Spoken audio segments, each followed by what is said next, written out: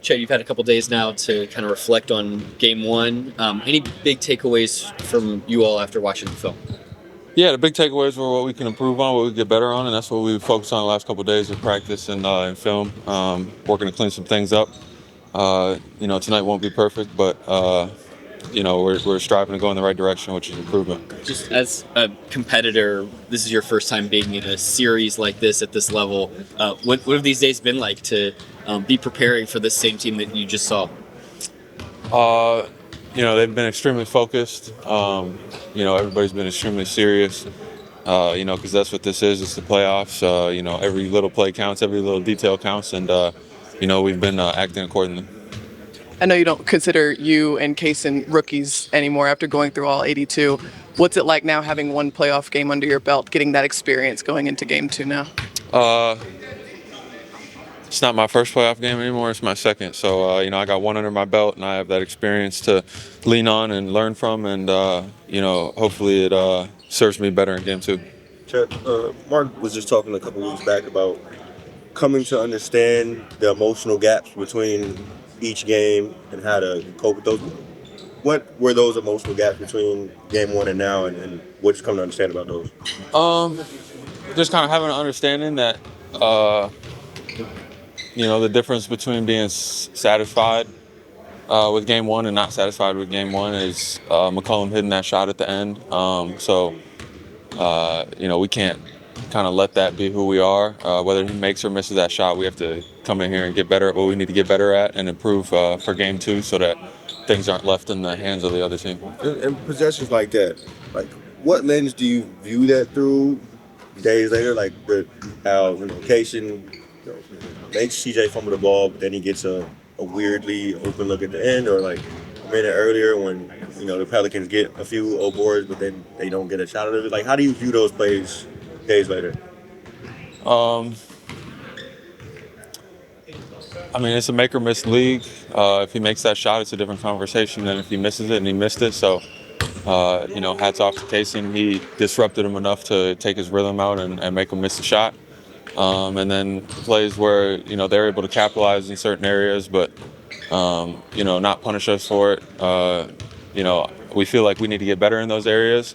But, it also kind of makes us tip our hats to our collectiveness as a group.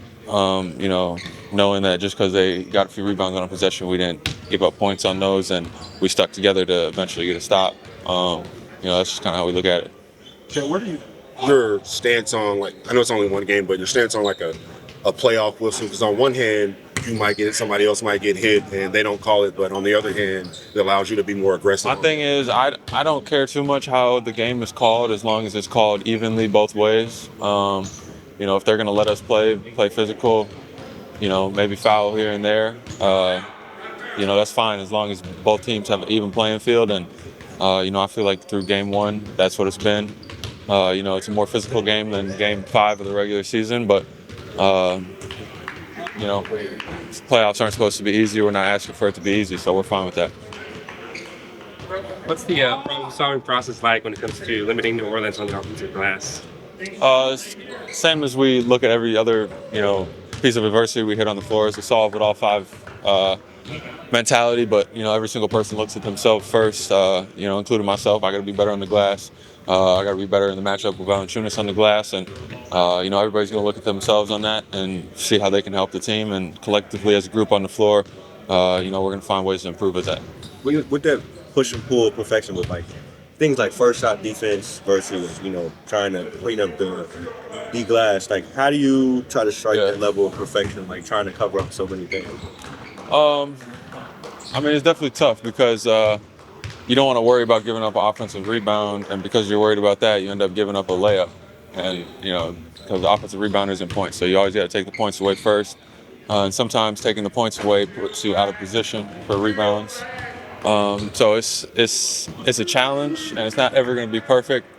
And, best rebounder in the history of the game, whoever it was, gave up offensive rebounds too. We just have to figure out how to give up less and give ourselves a better chance, the best chance at the end of the day to win basketball games.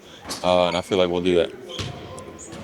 Chet, you had the commercial the other day with Kevin Durant that a lot of fans are super excited about. Just want to ask you how that came to be, and then are we going to see you in that new colorway anytime soon? Yeah, you know, that came, through a Nike partnership, and then also, having a relationship between me and Kev too. I thought it was a cool collab, and it was a good look for both of us. And I don't see it being the last thing, that we work on together down the road.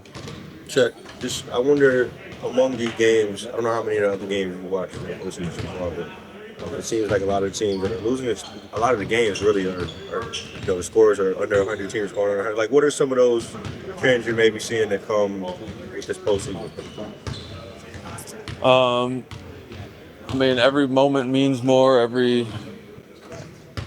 game has more weight, I guess you could say. All games are important, but you don't have 3 days to prepare for a team that you're going to play again 2 days after that. So, everybody knows what each other does, has seen it, and now everybody's played against each other. So it's fresh on people's mind. They know what they do, and that really makes offenses tougher when people know what you're doing, and the stakes are super high, and defense is really key in on what you're trying to do and take away your first option, and it shows in the scores, it shows in the efficiencies, but that's playoff basketball. You got to be able to win games without putting up 140.